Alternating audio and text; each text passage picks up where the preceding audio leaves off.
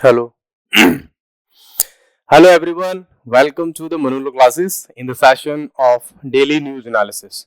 Today is 13th of Feb 2025 and I am Naresh Sharma going to discuss with you the current affairs of the day.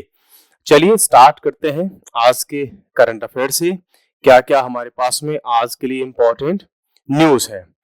सबसे पहले हम देखते हैं corruption perceptions index. तो corruption perception index का recently इसकी report इसका data release हुआ है। इसमें होता क्या है कि वर्ल्ड लेवल पर डिफरेंट कंट्रीज के डेटा को कंपाइल करके उसका एनालिसिस करके एक रिपोर्ट बनाई जाती है और वो रिपोर्ट ये बताती है कि कौन सा कंट्री ज्यादा करप्ट है या मैं कहूं कि कौन से कंट्री का जो गवर्नमेंट सिस्टम है, स्टेट का सिस्टम है, स्टेट की एजेंसीज है, गवर्नमेंट की एजेंसीज है, वहां पे सबसे ज्यादा करप्शन कहां पे है और सबसे कम करप्शन कहां पे है, या और ऐसे कौन कौन से कंट्रीज हैं जहां पर करप्शन को लेकर के डिफरेंट आउटपुट्स आते हैं, लोगों के क्या क्या परसेप्शन होते हैं। पहली बात तो हमें ये समझनी होगी कि ये करप्शन के लिए एक परसेप्शन की इंडेक्स है कि लोग क्या सोचते हैं उसके बारे में। ठीक है, तो परसेप्शन के बेसिस पर ये करप्शन की जो इंडेक्स है ये प्रिपेयर होती है। यहां से कई बार ये क्वेश्चन आता है कि करप्शन परसेप्शन इंडेक्स को रिलीज कौन करता है, तो इसको रिलीज करती है ट्रांसपेरेंसी इंटरनेशनल। अभी 2025 चल रहा है तो 2024 के डेटा के बेसिस पर इस बार की जो करप्शन परसेप्शन इंडेक्स आई है 180 कंट्रीज के डेटा को इसमें कंपाइल किया गया है। और जब इसमें कंपाइलेशन होता है तो जो इसका स्कोर कार्ड होता है वो ऐसे समझो आप कि 0 से स्टार्ट होता है और ऊपर 100 तक जाता है। अब जिस कंट्री का स्कोर यहां 0 के आसपास होगा वो कंट्री सबसे ज्यादा मींस करप्ट होगा, और जिसका स्कोर हाई की तरफ होगा 100 की तरफ होगा वो कंट्री कम से कम करप्ट होगा। इट मींस जिसका स्कोर 0 है वो सबसे ज्यादा करप्ट है, हाईएस्ट करप्शन उस कंट्री में होगा, और जहां पर जिस कंट्री का स्कोर 100 होगा उसका करप्शन कैसा होगा, उसका करप्शन लोएस्ट होगा। इट मींस अगर किसी कंट्री ने 100 स्कोर किया तो मान लो कि उस कंट्री में कोई करप्शन है ही नहीं, और जहां पर जिस कंट्री का स्कोर 0 है तो ये मान लीजिए आप कि उस कंट्री में सबसे ज्यादा करप्शन है। तो इसी के बेसिस पर इसमें करप्शन के लेकर के रैंक दी जाती है एवरी कंट्री को। तो आइए चलते हैं इस बार का जो डेटा है, जो रिपोर्ट है वो क्या कहती है। सबसे पहले हम अपने इंडिया की बात कर लेते हैं क्योंकि हमें इंडिया के बारे में ही बात करनी है। तो इंडिया की रैंक की अगर आप बात करेंगे तो इंडिया की रैंक आई है 96 आउट ऑफ 180 कंट्रीज। तो जो टोटल कंट्रीज का डेटा कंपाइल इसमें किया गया था वो थे 180 कंट्रीज, और इन दी करप्शन परसेप्शन इंडेक्स फॉर 2024 की अगर हम बात करें तो नेक्स्ट, अब इसके बारे में जो मैंने आपको बताया था कि इसमें ये चीजें जो होती हैं कि करप्शन कैसे कैसे चीजों का अफेक्ट करता है उस वाले परसेप्शन को भी इसमें देखा जाता है। 180 कंट्रीज वाली बात आपको बता ही दी। It uses a scale of 0 to 100 का, ये भी आपको ऊपर बता दिया। 0 हाईली करप्ट को रिप्रेजेंट करता है और 100 इज वेरी क्लीन को रिप्रेजेंट करता है। Report has been compiled by Transparency International ने इस रिपोर्ट को कंपाइल किया है, एवरी टाइम यही इसको कंपाइल करती है। इट इज अ की कॉज ऑफ डिक्लाइनिंग डेमोक्रेसी। तो जो करप्शन है ना, वो एक की कॉज बन चुका है किसका, एक तो डेमोक्रेसी का। इट मींस जहां पर करप्शन ज्यादा होगा वहां पर डेमोक्रेसी नहीं होगी या कम होगी। एग्जाम्पल के लिए जैसे अगर आप रोड के किनारे जैसे दिल्ली में आप देखेंगे तो जो स्ट्रीट फूड वगैरह सेल करने वाले, स्ट्रीट में फ्रूट्स बेचने वाले, या साइड में कहीं भी अपनी कोई दुकान चलाने वाले, ऑटो रिक्शा वाले, इन सब से बाकायदा प्रॉपर इनसे जो है करप्शन के थ्रू वसूली होती है और डिफरेंट प्रकार से इनसे पैसा जो है वसूला जाता है। तो क्या एक्चुअली लॉ के तहत वो उस पैसा देने के लिए कहीं पर भी लायबल है नहीं, लेकिन उनसे फिर भी पैसा लिया जाता है। इट मींस लोगों का कॉन्स्टिट्यूशन में ये राइट है कि वो अपना कोई धंधा रोजगार, अपना एम्प्लॉयमेंट, अपना कहीं जो है लिवलीहुड को देख जो है हैंडल कर सकें, लेकिन उनसे बाकायदा पैसा लिया जाता है। ठीक है, तो इसका मतलब डेमोक्रेसी के अकॉर्डिंग ये चीजें बिल्कुल ठीक नहीं है, ना तो लॉ के अकॉर्डिंग, ना ही नैतिकता, एथिकल, ये एथिकल भी नहीं है। दूसरा, इनस्टेबिलिटी, जिन कंट्रीज में करप्शन ज्यादा होता है वहां पर इनस्टेबिलिटी होती है। आप पाकिस्तान, अफगानिस्तान, ईरान, इराक, इन एरियाज में देख सकते हैं। ह्यूमन राइट्स का वायलेशन, जहां पर करप्शन ज्यादा होगा वहां ह्यूमन राइट्स का वायलेशन भी होगा, इस बात में कोई शक नहीं है। फॉर एग्जाम्पल, आप गवर्नमेंट के किसी ऑफिस में जाते हैं और आपके फंडामेंटल राइट का वायलेशन कैसे होता है कि आपका अधिकार था, ठीक है, जैसे आप पुलिस थाने में गए, आपको कोई एफआईआर करवानी थी या आपको कोई परेशान कर रहा है, आपको कुछ कंप्लेन लिखानी थी, नहीं लिखेंगे, वो सुनते नहीं है, तो आप पैसा देते हैं, फिर जाकर के आपकी कंप्लेंट को सुना जाता है, आपके फंडामेंटल राइट का वायलेशन होता है। ठीक है, तो ये वाली चीज है। अब आ जाते हैं इस बार के इस डेटा पर। गजब की बात तो आप ये देखिए कि 85% of the world's population lives in countries with CPI scores below 50।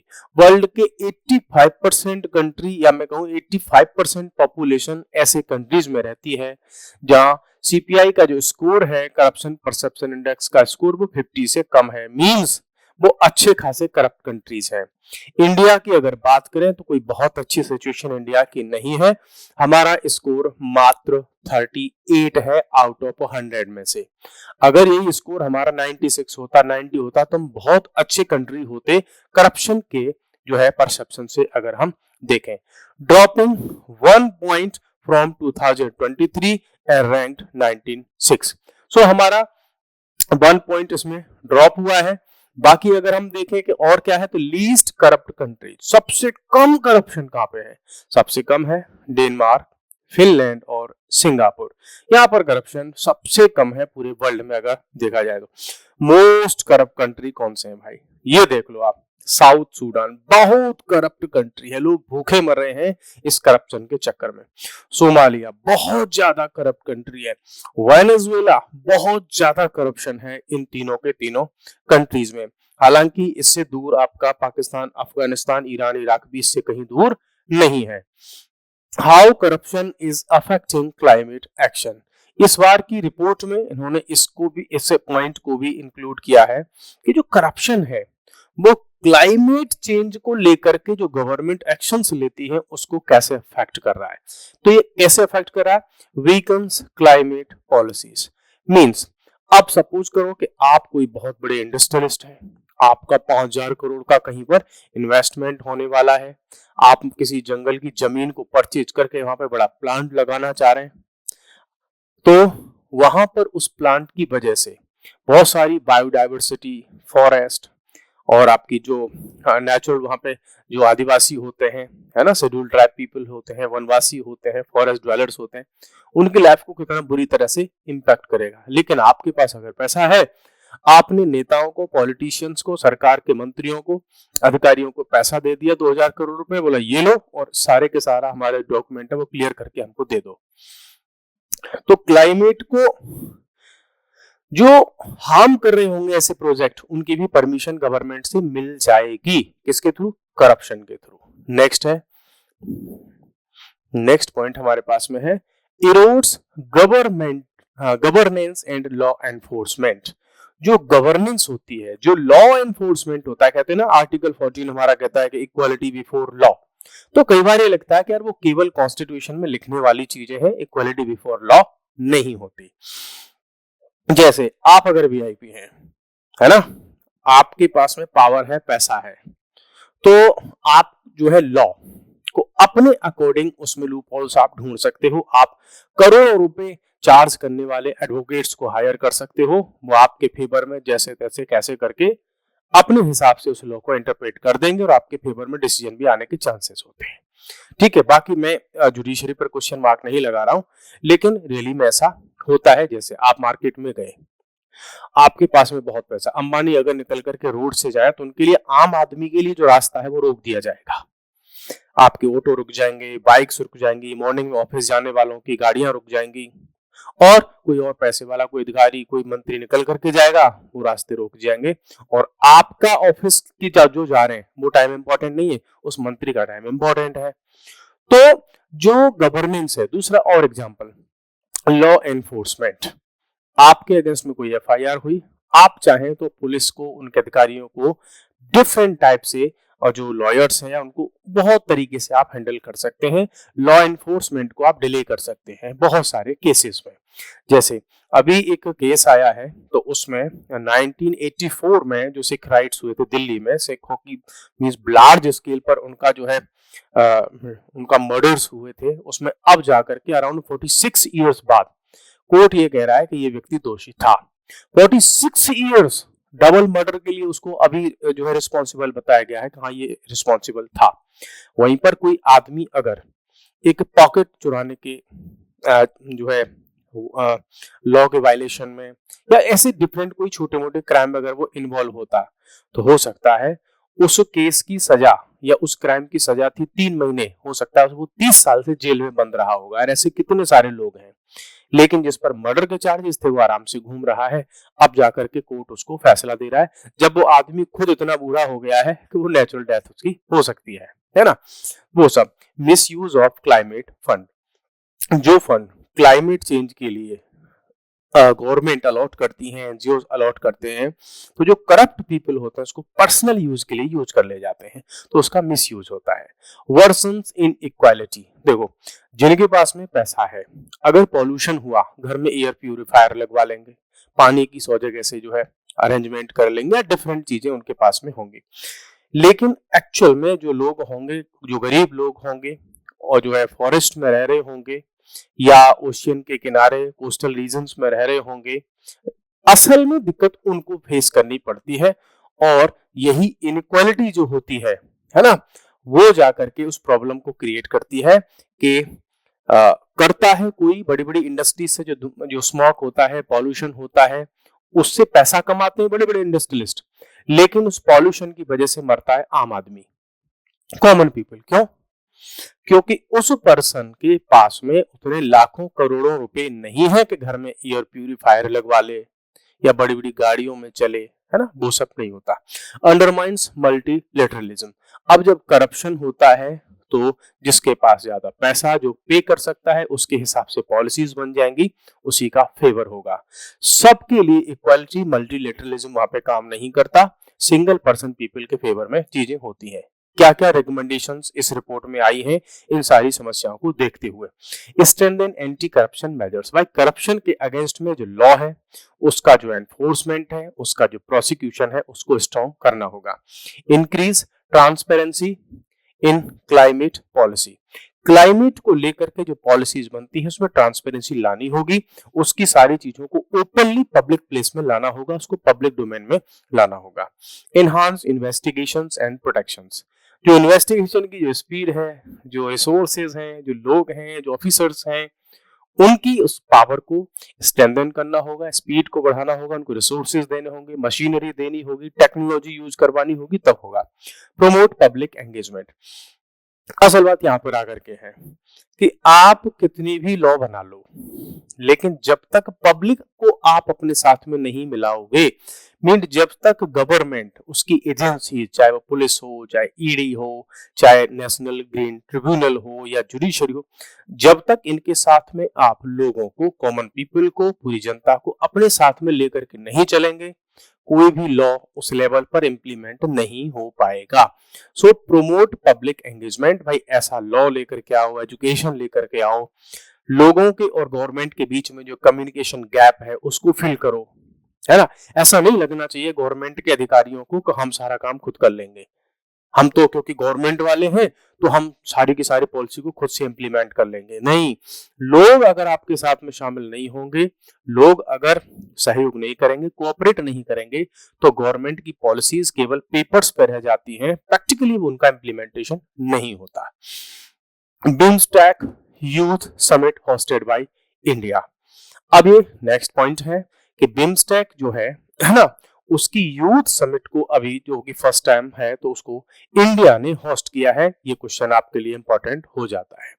BIMSTEC youth summit, youth as a big for intra BIMSTEC exchange. तो इस बार की जो थीम है इसकी वो ये है। थीम्स को लेकर के ऐसी समिट वगैरह से क्वेश्चन हमेशा आते रहते हैं और आते रहेंगे, पहले भी आए हैं। तो इसकी थीम क्या है? Youth as a bridge for intra BIMSTEC exchange. आइए अब इसमें थोड़ा डिटेल में चलते हैं अपन। और डिटेल में है कि India hosted the first BIMSTEC youth summit in Gandhinagar Gujarat. Place का भी याद रख लेना कहां पर हुई है ये। इसको ऑर्गेनाइज किया है किसने? Ministry of youth affairs and sports, ministry of external affairs और CII जो कॉन्फेडरेशन ऑफ इंडियन इंडस्ट्री है, और YI मतलब यंग इंडियंस, ये दोनों का ये साथ साथ में काम करते हैं। It brings together over 70 young leaders from the 7 BIMSTEC countries. सारे कंट्रीज से मिलाकर के 70 यंग लीडर्स को इन्होंने बुलाया और इस समिट को ऑर्गेनाइज किया। बिम्स्टेक में कंट्री कौन कौन से हैं? कई बार यहाँ से क्वेश्चन अगर बनता है तो बेसिक आपको पता होना चाहिए कि बिम्स्टेक में है बांग्लादेश, भूटान, इंडिया, म्यांमार, नेपाल, श्रीलंका और थाईलैंड। ठीक है, ये इसके मेन मेंबर्स हैं, कंट्रीज हैं। ये सब आपस में एक कनेक्टिविटी बना करके रखना चाहते हैं और youth as a bridge for the BIMSTEC exchange, कि ये जो कंट्रीज हैं उनके बीच में एक्सचेंज होता रहे, उसके लिए कौन काम करेगा? यूथ एक ब्रिज का काम करेगा। ऑब्जेक्टिव्स क्या है? It aims to foster youth engagement and the development in the region aligning with India's neighbourhood first and act east policies. तो इंडिया का अपना सपना है, उसका अपना एक पॉलिसी है कि हम अपनी जो नेबरिंग कंट्रीज हैं सबके साथ में मिलकर के काम करेंगे। तो नेबरहुड फर्स्ट मींस हमारे लिए सबसे इंपॉर्टेंट हमारे नेबरिंग कंट्रीज हैं। दूसरा, एक्ट ईस्ट पॉलिसी, तो जो ईस्ट जो है मींस इंडिया के ईस्ट के जो कंट्रीज हैं उनके साथ में हम बहुत तेजी से एक्ट करेंगे, उनके साथ में रिलेशन को बहुत अच्छा रखेंगे। नेक्स्ट पॉइंट पर आ जाते हैं। NITI Aayog releases policy report on state public universities. अपने आप में इस टाइप की एक ये फर्स्ट काइंड ऑफ रिपोर्ट है जो बात करती है इंडिया में जो स्टेट गवर्नमेंट की यूनिवर्सिटीज होती हैं उनमें हायर एजुकेशन का क्या स्टैंडर्ड है, क्या प्रॉब्लम्स हैं, क्या अचीवमेंट्स हैं, उन सब पर ये बात करती है ये रिपोर्ट। ठीक है, तो नीति आयोग ने जो ये रिपोर्ट बनाई है उस रिपोर्ट का एक्चुअल नेम है expanding quality higher education through states and state public universities. ये रिपोर्ट का टेक्निकल नेम है। First of its kind policy document in the higher education sector focused specifically on states and state public universities। अपने आप में ये first kind of ऐसा document है जो स्टेट और स्टेट गवर्नमेंट की जो यूनिवर्सिटीज हैं उस पर इन्होंने रिसर्च किया है, उसका एनालिसिस किया है और फिर ये रिपोर्ट निकाली है। स्टेट की यूनिवर्सिटी कौन होती है? जो स्टेट गवर्नमेंट की तरफ से उनको फंड किया जाता है। इट प्रोवाइड्स डिटेल्ड, ये जो रिपोर्ट है वो क्या प्रोवाइड कराती है? Detailed quantitative analysis on the vital indicators of means education को लेकर के जितने भी वाइटल मेन इंडिकेटर्स होते हैं उन सबको इसने इंक्लूड किया। जैसे क्वालिटी, एजुकेशन की क्वालिटी क्या है, उसमें फंडिंग कितनी हो रही है, उसकी फाइनेंसिंग कैसी हो रही है, उसकी गवर्नेंस कैसी है और उसमें एम्प्लॉयबिलिटी कैसी है। और वो ये पूरा लास्ट डिकेड का इन्होंने इसका डेटा को कंपाइल कर लिया है, last decade across the themes, different themes को लेकर के। ठीक है, अब आ जाते हैं की हाइलाइट्स या की फाइंडिंग्स ऑफ द रिपोर्ट। जब ये डेटा एनालिसिस इसका हुआ, कलेक्शन हुआ, जो कुछ भी इसमें हुआ, उसके बाद इस रिपोर्ट से क्या जो है निकल करके आया आउटपुट, तो वो आउटपुट देखेंगे हम सबसे पहले कि हाईएस्ट फंडिंग। फंडिंग की अगर हम बात करें तो भाई कौन सा ऐसा स्टेट है जो हायर एजुकेशन में सबसे ज्यादा फंडिंग करता है, तो वो है आपका Maharashtra. Leads in higher education funding followed by Bihar और तमिलनाडु। ये गजब की बात देखने को मिल रही है कि भाई हायर एजुकेशन में बिहार पैसा खर्च करने में सेकंड नंबर पर आ रहा है, जबकि ऐसा देखने में लगता नहीं है। जबकि फर्स्ट रैंक किसकी है? महाराष्ट्र की, और थर्ड रैंक किसकी है? तमिलनाडु की, हायर एजुकेशन में पैसा खर्च करने में। लोएस्ट फंडिंग कौन कर रहा है भाई एजुकेशन में? सिक्किम। ये वही सिक्किम है जो है आपकी एग्रीकल्चर में, है ना, पेस्टिसाइड वगैरह सब इसने हटा दिए हैं और उस लेवल के एग्रीकल्चर में इसने बहुत सारे अचीवमेंट किए थे, है ना। ऑर्गेनिक एग्रीकल्चर जिसकी हम बात करते हैं तो उसमें तो ये फर्स्ट पर है, लेकिन लोएस्ट फंडिंग इन एजुकेशन में ये फर्स्ट पर है। और अरुणाचल प्रदेश है, नागालैंड है, ये सब ऐसे स्टेट्स हैं जहां पर हायर एजुकेशन की फंडिंग पर सबसे कम पैसा खर्च किया जाता है। यूनिवर्सिटी की डेंसिटी अगर देखी जाए तो इंडिया का जो नेशनल एवरेज है यूनिवर्सिटीज का वो है 0.8। अच्छा, स्टेट लेवल पर अगर देखें, है ना, तो Sikkim has the highest density of 10.3। Means एक एवरेज निकाला जाता है कि भाई एक स्टेट में कितनी यूनिवर्सिटीज है, तो सबसे ज्यादा यूनिवर्सिटी के मामले में हमारा यहाँ क्या है, सिक्किम है। इसके बाद है अरुणाचल प्रदेश, उसके बाद है लद्दाख, फिर हिमाचल प्रदेश, फिर मेघालय और फिर उत्तराखंड। तो फर्स्ट पर तो हमारा आ रहा है सिक्किम।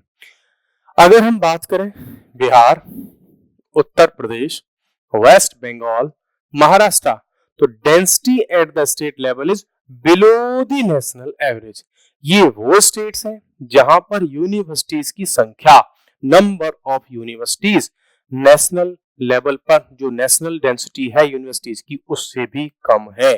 क्यों? बड़े राज्य हैं, बड़े स्टेट हैं, पॉपुलेशन बहुत ज्यादा है, लेकिन पॉपुलेशन से इनको अगर कंपेयर करें तो जो यूनिवर्सिटीज की संख्या है वो कम है। अगर बात करें फीमेल एजुकेशन की, कि फीमेल का एनरोलमेंट की, तो केरला, छत्तीसगढ़ और हिमाचल प्रदेश ये ऐसे स्टेट हैं कि यहां पर हायर फीमेल एनरोलमेंट रेट है देन मेल्स। मींस जो महिलाएं हैं, जो गर्ल्स हैं, उनका हायर एजुकेशन में एनरोलमेंट पुरुषों से ज्यादा है, बॉयज से ज्यादा है। ये बहुत अच्छी बात देखने को मिल रही है। केरला अगर ऑप्शन में आएगा तो हर एक कोई इसको ऑप्शन में करेक्ट आंसर लगा के आ जाएगा, लेकिन एग्जामिनर ने केरला नहीं दिया और छत्तीसगढ़ दे दिया ऑप्शन में करेक्ट आंसर के लिए। भाई तीन तो कोई भी ऑप्शन दे दिए उसने, ठीक है, और चौथे में दे दिया एक इसने छत्तीसगढ़। तो ज्यादातर केसेस में छत्तीसगढ़ कोई करेक्ट आंसर लगा के नहीं आएगा, किसी और कोई लगाएगा। क्यों? छत्तीसगढ़ हमारे उन राज्यों में काउंट होता है जहां पर एजुकेशन का स्टैंडर्ड बहुत अच्छा नहीं माना जाता। क्या क्या चैलेंजेस हैं? चैलेंजेस हैं डेarth ऑफ गुड क्वालिटी इंफ्रास्ट्रक्चर। ज्यादातर केसेस में सारी की सारी यूनिवर्सिटीज में जो इंफ्रास्ट्रक्चर है वो बहुत अच्छा नहीं है, इंफ्रास्ट्रक्चर की कमी है। Shortage of faculty and staff, students की संख्या हजारों में, लेकिन फैकल्टीज नहीं है, टीचर्स नहीं है, प्रोफेसर नहीं है उनके पास में, ठीक है, स्टाफ नहीं है, इसलिए आपको 5-5 साल लग जाएंगे, 6-6 साल लग जाते हैं कई बार कि आपकी यूनिवर्सिटी से डिग्री आती ही नहीं है। क्यों? उनके पास में क्लरिकल स्टाफ नहीं है। इनसफिशिएंट एक्सपेंडिचर ऑन R&D, ज्यादातर प्रॉब्लम हायर एजुकेशन की है कि R&D के लिए, रिसर्च एंड डेवलपमेंट के लिए पैसा नहीं है, रिसोर्सेस नहीं है, फंडिंग नहीं है।